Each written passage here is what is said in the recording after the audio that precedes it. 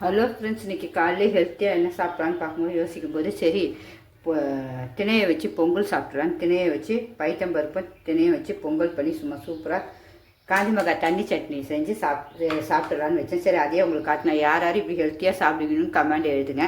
ரொம்ப ஹெல்த்தியாக இருக்கும், சுவையாக இருக்கும். அதை பாருங்கள், பார்க்கவே எப்படி இருக்குது பாருங்கள். சூப்பராக இல்லை?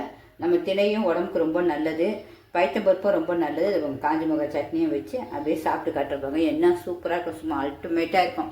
யார் யாரும் இப்படி சாப்பிடுவீங்கன்னு கண்டிப்பாக சொல்லுங்கள். காலையில் இப்படி ஹெல்த்தியாக சாப்பிடுவோம், ஆரோக்கியமாக இருப்போம். ஹெல்த்தி அண்ட் சுவை என்னுடைய சாப்பாட்டில் தான். இப்போ சாப்பிட்டு டேஸ்ட் காட்டுறேன். என்ன